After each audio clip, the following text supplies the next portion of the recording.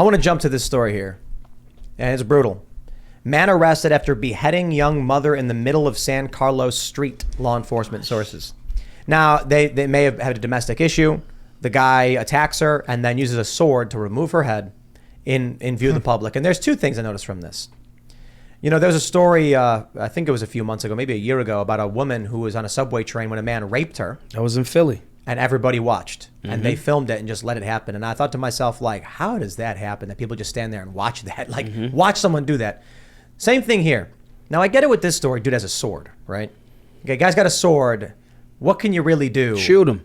But yes, Since of course. Maj No, I agree. That was the correct answer, Maj. Not in California. Not in California where they criminalize self-defense. Is that where that happened? It was in Cali? Yeah, so here's my point, right? We're segueing off of this, you know, what's happening with this revolution. And you made a really good point before the show, Dave. You said that they're decriminalizing, like they're letting people go with all this violent crime, and then they're criminalizing self-defense. Right. That is an untenable situation for any civilization, and the only result can be collapse. Well, you know, something really interesting about like the kind of rise of the progressive prosecutors who, you know, from my perspective, a lot of the times as they were running in some places where they need to get elected or as they were like campaigning for the job, they made points that I thought were somewhat reasonable when they were talking about, you know, things like bail reform, where you certainly can make the argument that it's a pretty messed up system that if you have money, you get out of jail. And if you don't have the money, you have to stay in jail until trial. There's a really reasonable argument to have there. There's certainly a reasonable argument that over the last 40 years in America, we have been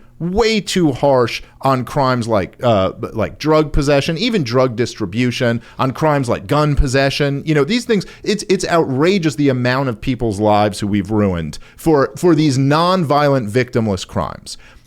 So the progressive prosecutors kind of used that popular energy to rise up. And then they went, okay, but not only are we going to do that, we're also going to go really easy on violent criminals. We're also going to decriminalize not just shoplifting, but strong-armed robbery, carjacking, and all of this, because we don't want to throw away the book for anyone, except when someone's exercising self-defense. Then they become Reaganite drug warrior prosecutors who want to throw the book at you, who want to like throw, 30 years in jail for, so it creates controlled demolition. Yes, it creates this thing that is obviously just going to destroy civilization. You can't have a society where you legalize property crimes and violent crimes, de facto legalize them, and then punish people for defending themselves. They are punishing the good, the let me live my life happily and leave me alone, and exonerating, allowing, commuting, protecting the bad. Quite literally, it's like letting the demons loose. And it's an inversion of what the system is. It's protecting evil. And my only point there is that basically that like the conservative prosecutors gave them this lane from 40 years of insane aggressive prosecutions of people for like drug possession charges. Right. So then they could run against that and then be like, isn't that so horrible? And then they give us this insanity. What we need is libertarian prosecutors, basically. Is that, yes, let's not throw people in jail for drug possession or gun possession, but also if you defend your life or your property, then we should always come down on the side of that person and against the criminal. It should be like this. I'm imagining there's like a DA and there's like a courtroom and some guy mugged some other guy. And so here they both are. One dude's on trial for the crime. One dude's, the victim. And then the judge is just like, okay, so, we've heard all the evidence. It really does sound like you mugged this guy. Then he looks over at the victim and says, do you have a gun? And he goes, no, I don't. He goes, okay.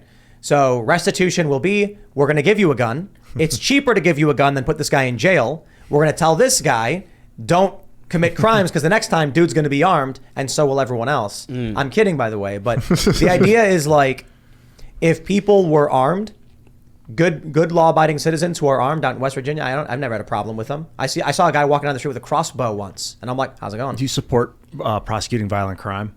Oh, yeah, of course. What about people that command people to do violence?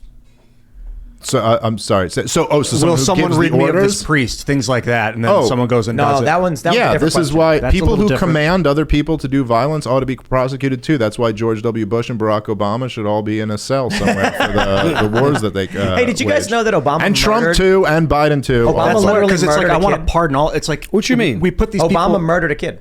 Oh yeah. Several. Yeah, several. But no, but I mean like an American citizen. Anwar al-Awlaki's son. Abdurrahman. Right. But we don't even need to say that. We can just say, did you know that Barack Obama murdered a kid? Yeah. Like murdered an American kid? People are going to be like, what? Like an American kid? It wasn't murder because it was legal. No, it wasn't. Well, it literally the was not Patriot legal. Act lets him bomb anybody he wants. No, not even that. It was a civilian restaurant in a country we weren't at war with.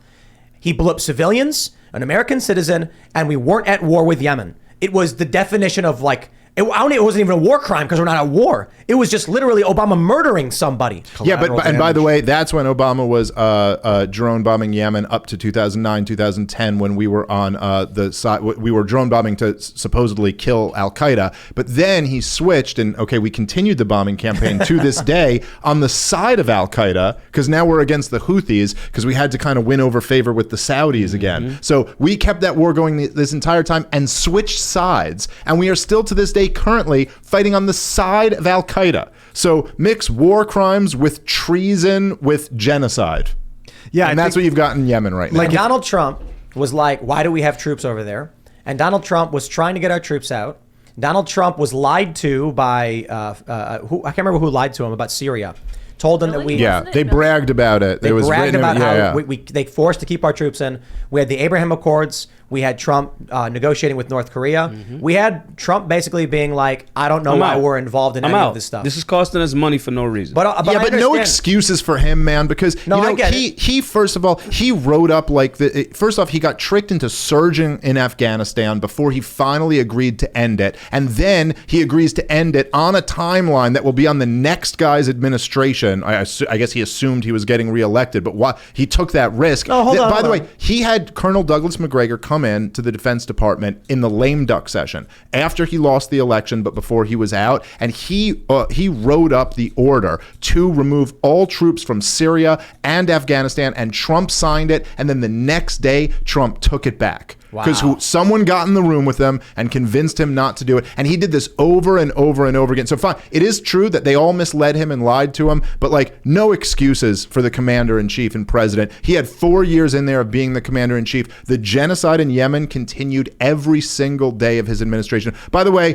1-833-STOPWAR.com. Go there. There's a War Powers resolution coming up. This is the big project of the Libertarian Party right now to try to get you to go call your congressman. There's a bill in the Congress, in the House and the Senate to try to bring an end to this genocide. I gotta push back a little bit just because I think in terms of war, Trump was the best president of my lifetime. Why? Because he was getting our troops out. He didn't start any new ones. He didn't start any new ones. He definitely gave it his best try when he murdered Soleimani and could have gotten us into the worst war in the last 20 years. I didn't say it was. I didn't say that was good. Who was better? Every other president in my life started several wars.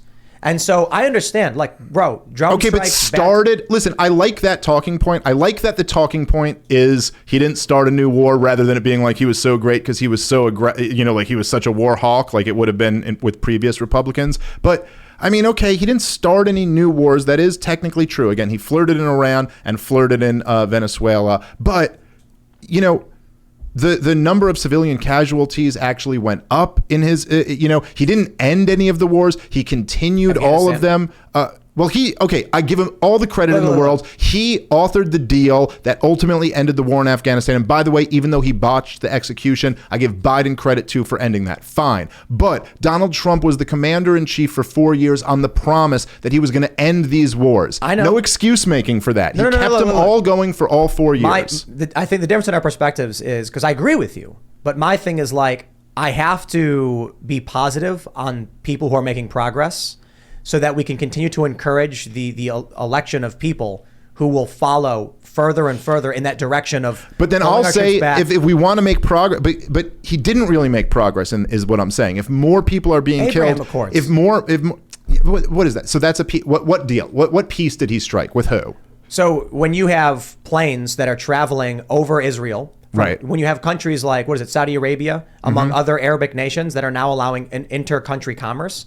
It's just a step in the right direction. There was no war between Saudi Arabia and Israel. There was no war between the UEA go to the country if and you didn't Israel. if you had the passport stamp. So basically, what he did was in these peace deals is he basically bought off these other Muslim countries to be friends with Israel when they had when they had vowed to not be friends with Israel over their treatment of the Palestinian people. And so we bribed them with U.S. taxpayer dollars to look the other way and let Israel do what they want to do to the Palestinian people in order to not be enemies with them. So if that's a peace deal, fine. But if I'm talking about the actual wars, the war in Yemen, the war in Somalia, the wars in all of these countries, no, he didn't end them. So that's the type of peace deal I'd be looking for. So I agree with you. I want to see progress, but I think the way to get progress is to say no, that's not good enough. We're actually expecting when you run on saying we're going to end the wars, that means end the freaking wars.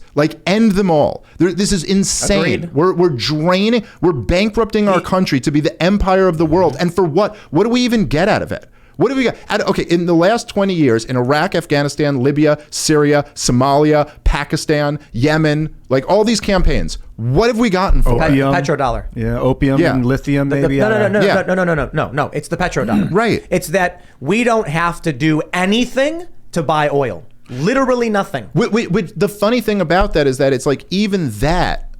How does that benefit the American people? I mean, it benefits the Federal Reserve, right? They can print all the money they want, and there's still something that's kind of backing up its currency. It does. But how is that actually benefiting regular people? Thanks for checking out this segment from the Timcast IRL podcast. But if you want to check out the full show live, tune in Monday through Friday at 8 p.m.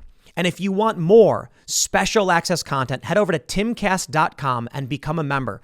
Your membership helps sustain this company, keep our journalists employed, makes this show happen, and you will get access to exclusive members-only segments of the Timcast IRL podcast, and there's a massive library to check out. So again, go to timcast.com or tune in Monday through Friday at 8 p.m., and we'll see you all there.